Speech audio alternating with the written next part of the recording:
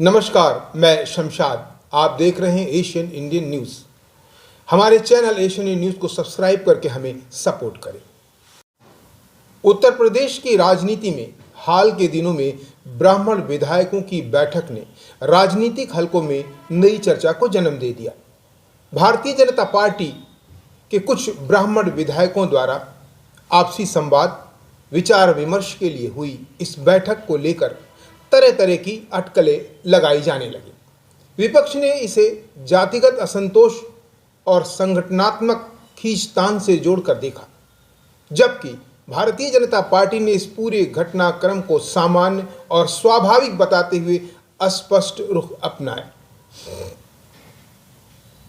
भाजपा का कहना है कि पार्टी के भीतर विभिन्न वर्गों, क्षेत्रों और जनप्रतिनिधियों की बैठकों का सिलसिला तो चलता ही रहता है।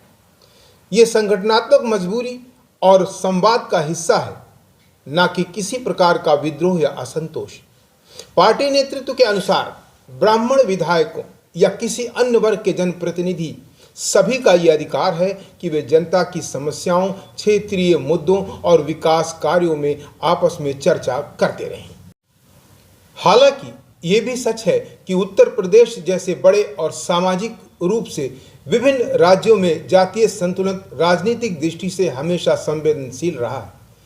ब्राह्मण समाज का राज्य की राजनीति, प्रशासन और बौद्धिक विमर्श में ऐतिहासिक प्रभाव भी रहा है। ऐसे में यदि उनके प्रतिनिधि आपसी चर्चा करते हैं तो इसे पूरी तरह नज़रअंदाज भी नहीं किया जा सकता।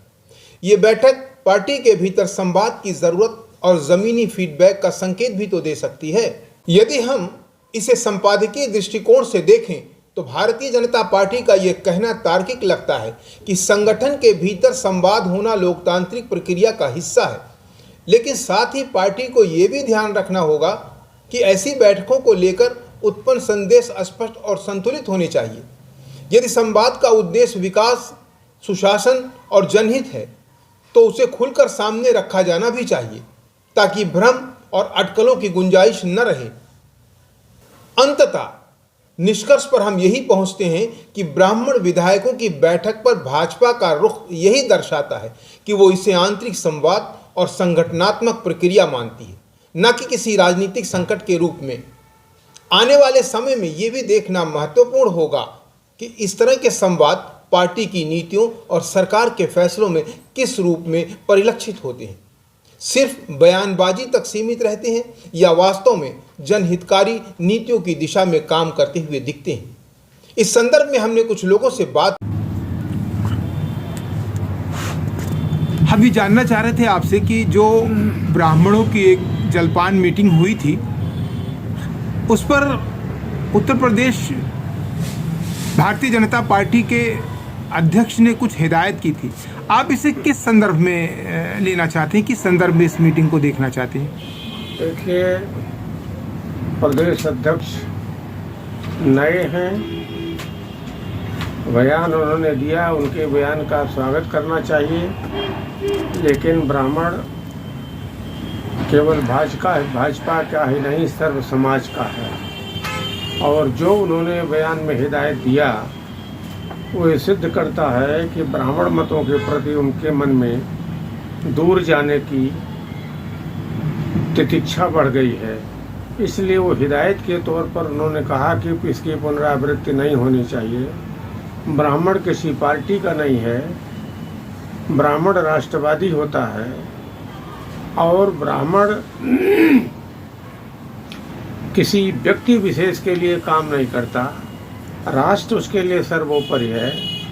और पंकज चौधरी का बयान उनका व्यक्तिगत बयान है, लेकिन ब्राह्मणोचित आचरण की दृष्टि से उनके बयान का कोई मतलब नहीं है। हर व्यक्ति को अपना बयान देने का अधिकार है, और जिस तरह से सत्ता से ठाकुर और ब्राह्मण को लेकर के जिस तरह से सत्ता का द्वंद्व चल रहा है चट्टी चौराहे पर, ठाकुर प्रदेश का मुख्यमंत्री है, एक ब्राह्मण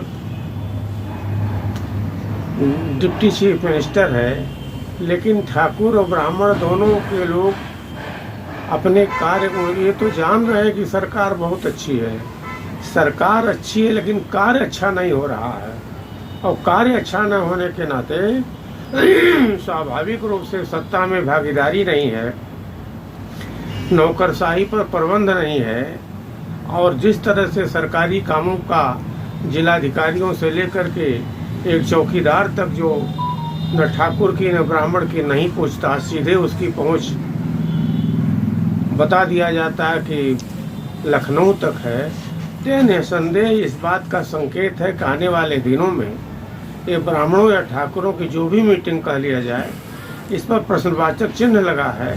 और निसंदेह सरकार को या जो सरकार में बैठे हुए लोग हैं उनकी विशेष जिम्मेदारी है ठाकुर और ब्राह्मणों को उनको चिट्ठी लिखने के बजाय उनको बुला करके चाय पर बात करना चाहिए था। नहीं, सबसे बड़ी चीज़ यह है कि जब क्षत्रिय महासभा, क्षत्रिय विधायक, भाजपा के क्षत्रिय विधायकों ने कुटुंब बैठक की और वर्तमान प्रदेश अध्यक्ष श्री पंकज चौधरी जी जब कुर्मी महासभा के राष्ट्रीय अध्यक्ष से गुलदस्ता लेते हैं और कुर्मी सब महासभा के मीटिंगों में जाते हैं, जाति मीटिंगों में जाते हैं, तब कोई ऑब्जेक्शन नहीं होता है। लेकिन जब ब्राह्मण एक जगह एकत्रित होकर के ज़्यादा नहीं 50 की संख्या से कम भी रहे हों या ज़्यादा रहे हों, इकट्ठे होते हैं तो भूचाल हो जाता है। भूचाल इसलिए हो जाता है कि उसमें जो चर्चा चली वो चर्चा से घबराहट है, क्योंकि ब्राह्मण सत्ता शीर्ष पर अपने आप को नहीं स्थापित करता, जिसको चाहता उसको सत्ता में पहुंचा देता, बना देता है। और उत्तर प्रदेश की कहानी मैं स्पष्ट रूप से कहना चाहूँगा कि 2007 में ब्राह्मणों ने करवट बदला, मायावती की पूर्ण बहुमत की सरकार बनी। 12 में करवट बदला, अखिलेश यादव की पूर्ण रूप से सरकार बनी। 17 में सब बदला तो योगी बाबा 300 पार हुए, और 22 और 24 में थोड़ा सा हिला तो परिस्थितियाँ ये आई कि 75 सीट से 33 सीट आ गए और उत्तर प्रदेश का। और अगर 2027 और 29 में अगर यही स्थिति ब्राह्मणों की उपेक्षा होती रही, करवट बदलेगा तो सत्ता परिवर्तन होगा। क्योंकि उनकी मीटिंग ये थी कि न तो ब्राह्मण विधायकों की संघ सुन रहा है, न सरकार सुन रही है, न संगठन सुन रहा है। क्योंकि कोई भी ब्राह्मण विधायक या मंत्री किसी भी जगह पर कोई बात करता है तो उसकी कोई बात मानने वाला नहीं। ऐसी स्थिति में ब्राह्मणों को सिर्फ लालीपाप दिया जाता है, कहा जाता है कि भाजपा ब्राह्मणों की पार्टी है, और ब्राह्मणों की उपेक्षा जितनी इस सरकार में हुई है उतनी किसी सरकार में नहीं हुई है। और प्रदेश अध्यक्ष ने चेतावनी दी, धमकी दी है कि भविष्य में ऐसा होगा। तो मैं ये कहना चाहूँगा भाजपा के केंद्रीय नेतृत्व, उत्तर प्रदेश सरकार के मुख्यमंत्री और प्रदेश अध्यक्ष जी को, जगह 2027 में ब्राह्मणों ने करवट बदल दिया तो जो बहुमत की सरकार है अल्पमत में आ जाएगी और सैकड़ों से अधिक, क्योंकि ब्राह्मणों का प्रभाव उत्तर प्रदेश में विधानसभा में 125 से 30 सीटों पर प्रभाव है। हम जिसको चाहे वो विधायक बन जाएगा। हम बनने की बात नहीं करते, हम सत्ता की बात नहीं करते, लेकिन सत्ता परिवर्तन की दिशा में हम कदम हटा सकते हैं। बोलो तो भाई। ब्राह्मण समुदाय यानी एमएलए की जो एक मीटिंग अभी हो गई, इससे भारतीय जनता पार्टी के अंदर खलबली मच गई। किस संदर्भ में ये बात हुई, क्या कहना चाहेंगे आप इस पर? मैं इतना ही कहना चाहूँगा कि जब कुटुंब बैठक हुआ तो प्रदेश अध्यक्ष और भाजपा सरकार उस पर नाराज़गी नहीं जताई, और जब एक छोटी सी बैठक होती है उस पर लिट्टी चोखा खाकर कुछ एमएलए बैठक कर लिए तो प्रदेश अध्यक्ष चेतावनी देने लगे कि आगे से अगर इस तरह की बैठक होती है तो उन पर कार्रवाई की जाएगी। मैं अध्यक्ष जी से कहना चाहूँगा, महोदय जी, अगर आप इसी तरह टिप्पणियाँ करते रहे तो आने वाले चुनाव में अगर ब्राह्मण चाहेगा तो सत्ता परिवर्तन निश्चित है। और आप यह बात ध्यान से सुन लीजिए कि ब्राह्मण जिसको चाहा है उसी की सरकार बनी है, तो सत्ता परिवर्तन निश्चित है, इतना याद रखिए। समाज से आता हूँ, अंशु चौरसिया। हमारा कहना ये है कि जो ब्राह्मणों के खिलाफ हो रहा है ये गलत है। कोई कोई छतरी लिट्टी चोखा खा रहा है और अन्य जात खा रहा है तो कुछ नहीं टिप्पणी हो रहा, और ब्राह्मण खा लिए तो इतना ही कहे। इसी के सामने वाणी को बराम करता हूँ।